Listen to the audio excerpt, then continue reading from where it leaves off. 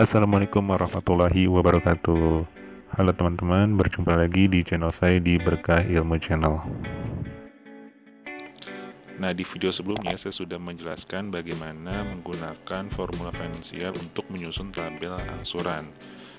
Nah, jadi pada video kali ini saya akan menjelaskan bagaimana untuk menggunakan formula finansial untuk mencari dari masing-masing nilai dari masing-masing rumus tersebut. Namun sebelumnya, buat teman-teman jangan lupa ya buat subscribe channel saya serta tekan tombol loncengnya dan like, share, komen video saya, dan juga jangan lupa buat follow IG saya di @berkahilmuchannel. Dukung saya supaya tetap upload video terbarunya. Terima kasih. Nah, sekarang kita akan mengupas satu persatu formula atau rumus yang telah tadi kita sudah bahas di tabel angsuran itu. Yang pertama, kita akan bagaimana cara kita menentukan jumlah pinjaman atau total pinjaman.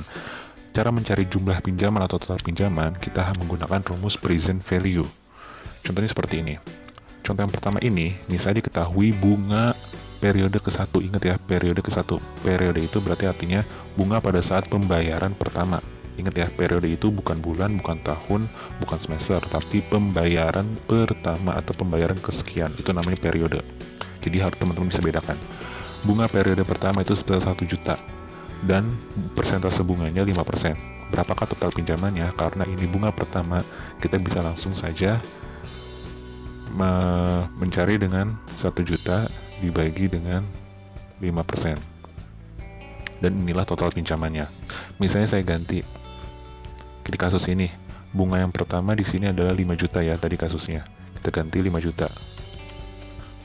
Maka bunga pinjamannya totalnya 100 juta rupiah ya. Itu masih gampang lah ya, masih bisa nalar. Nah, bisa soalnya seperti ini. Diketahui bunganya 5%, jumlah periodenya 10 ya. Dan anuitas atau total pembayarannya, total cicilannya yang diangsur tiap periodenya sebesar 12.950.457. Yang ditanya berapakah pinjaman yang ia terima. Nah, maka kita di sini bisa menggunakan rumus present value sama dengan PV, rate-nya 5%, N/nya 10, PMT-nya ini. Nah, maka dia akan menghasilkan 99.999 sekian. Ini pada dasarnya kalau kita membulatkan ini sama dengan 100 juta ya, sama. Di sini jumlah pinjam 100 juta, kita lihat dengan persentasenya 5%, jumlah periodenya 10, dan jumlah angsurannya 12.950. Kalau kita cari, dia akan menghasilkan nilai yang sama, 100 juta rupiah. Itu kalau kita mencari jumlah pinjaman. Selanjutnya, bagaimana kita cara mencari anuitas atau jumlah angsuran? Menentukan anuitas, maka kita menggunakan rumus PMT. Mesti diketahui di sini bunganya 5%, jumlah periodenya 10, berarti dia 10 kali pembayaran, baik itu selama berapa tahun, yang penting dia 10 kali pembayaran. Jumlah pinjamannya 100 juta, maka berapa kali anuitasnya? Kita gampang tinggal masukin rumus PMT. Rate-nya 5%, periodenya 10 kali, PV-nya 100 juta, maka akan didapat hasil 12.950.457. Sama ya, masih sama kayak tadi di tabel angsuran, masih gampang. Nah, kalau yang diketahui adalah angsuran dan bunga ke periode yang sama, misalnya angsuran kelimanya sekian, bunga kelimanya sekian, berapa kan anuitasnya? Ingat, anuitas atau PMT merupakan gabungan dari pokok angsuran dan bunganya. Maka kalau seperti ini, teman-teman hanya tinggal menambahkan antara PMT, PPMT, dan IPMT-nya saja. Maka akan menghasilkan 12.950.450. Sama yang kayak gini ya, kita cek angsuran kelima benar nggak 9663 sekian. Angsuran kelima 963 sama ya, 831 ya, beda dikit 831, coba kita ganti 831. Nah, bunga kelimanya 3286627 3286627 sama ya, ya beda satu angka, dua angka lah ya. Oke, itu dia menentukan nilai anuitas. Selanjutnya, bagaimana kalau kita menentukan angsuran atau pokok angsurannya, yaitu principal payment menggunakan rumus PPMT. Misalnya kita diketahui sebuah pinjaman sebesar 100 juta, anuitasnya atau cicilannya itu sebesar 12.950.457, persentase bunganya 5%. Nah, kalau seperti ini, Misalnya kita ingin mencari pokok angsuran yang pertama. Kalau kita ingin mencari pokok angsuran yang pertama, kita hanya tinggal mencari bunga yang pertama. Maka bunga yang pertama itu hanya 5% dikali dengan pinjamannya. Itu bunga yang pertama kan, 5 juta. Oke, kita kali min 1. Oke, 5 juta. Maka angsuran ke satunya bisa ditebak? Ya, hanya mengurangi anuitas dengan bunganya. Inilah pokok angsuran yang pertama, 79,50,457. Sama ya, 79,50,457. Dan bagaimana kalau mencari angsuran ke-8? Kita tidak bisa menggunakan rumus seperti ini. Tidak bisa. Maka kalau kita ingin mencari angsuran ke-8 atau ke-7, ke-3, pokoknya selain 1, kita harus mencari dulu berapa jumlah periodenya atau berapa n per-nya. Cara mencari n per, kita hanya tinggal sama dengan n per saja.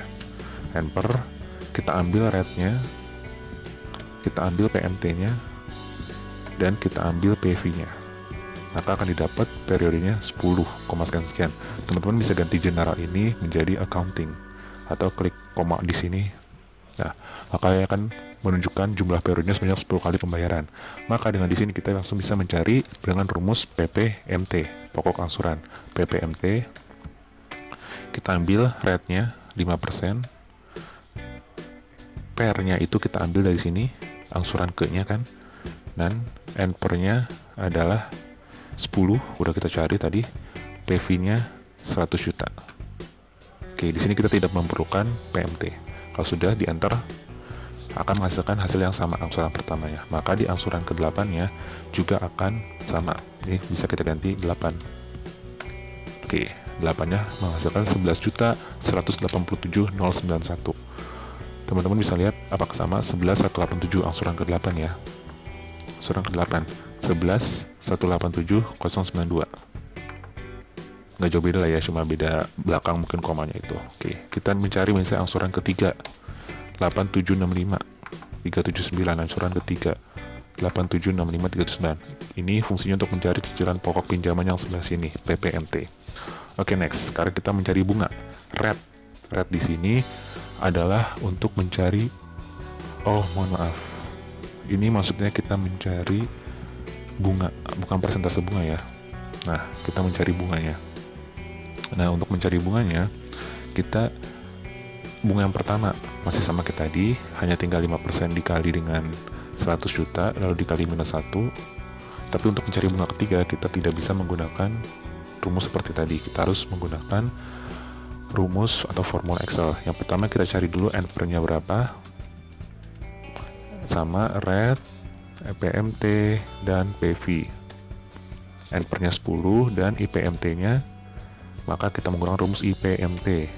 Rate per periode keberapa yang mau dicari, N per-nya 10 dan PV-nya 100 juta.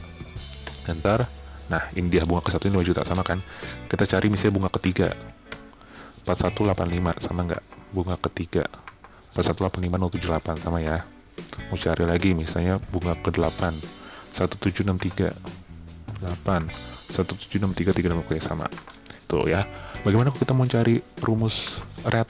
Oke, sekarang di sini aja ya. Kalau mau cari rate, misalnya kita tulis saja rate, apa yang dibutuhkan di rate, n per. Oke, 10 periode. PMT, oke, 250. PV-nya, oke, 100 juta. Kalau sudah enter, maka kita akan mendapatkan persentase 5%. Itu untuk mencari rate. Oke, sama. Ini sebenarnya rumusnya muter-muter aja. Oke, lanjut kita ke jumlah periode. Nah, n per. Sebelumnya kita udah cari n per ya. Kita coba nyari n per. Jadi hanya tinggal mengambil rumus rate-nya. Tinggal ikutin aja kalau teman-teman udah tahu apa itu rate, apa itu PMT, apa itu PV. Teman-teman hanya tinggal mengikuti rumus saja. Gitu ya. Nah, yang terakhir adalah menentukan sisa pinjaman. Agak lebih rumit ya. Di sini kita mesti mencari sisa pinjaman ke N, itu akan sama dengan pokok pinjaman ke N plus 1. Maksudnya gimana? Kita lihat, kita ambil angsuran. Misalnya kita mencari sisa angsuran ke-7. Maka sisa angsuran ke-7 itu akan sama dengan pokok pinjaman ke-8, ya kan? Jadi sisa pinjaman ke-7 akan sama dengan pokok pinjaman ke-7 tambah 1. Seperti itu. Oke, misalnya kita mencari sisa pinjaman ke 7 lah kita ambil misal, maka akan sama dengan pokok pinjaman ke 7 ditambah 1, 8. Maka kita cari dulu bunga ke-8 nya. Caranya menggunakan IPMT. IPMT rate per periodenya ke-8. Ingat ya, PV, maaf, enter dulu, baru PV. Kalau sudah enter, maka ini bunga ke-8 ya. Maka pokok pinjaman ke-8 ya, karena kan bunga ini sebenarnya bisa didapat dari rumus IPMT, bisa juga didapat rumus dari 5% dikali pokok pinjaman. Jadi bunga ke-8 sama dengan 5% dikali pokok pinjaman ke-8. Maka pokok pinjaman ke-8 itu akan sama dengan bunga ke-8 dibagi dengan persentasenya. Dan inilah pokok pinjaman ke-8. Karena pokok pinjaman ke-8 itu akan sama dengan sisa pinjaman ke-7. Ya, sisa pinjaman ke-7 akan sama dengan pokok pinjaman ke-8. Maka sisa pinjaman ke-7 inilah merupakan 35267.308 gitu. Oke, kita lihat di sini benar gak 35267.308 sama ya.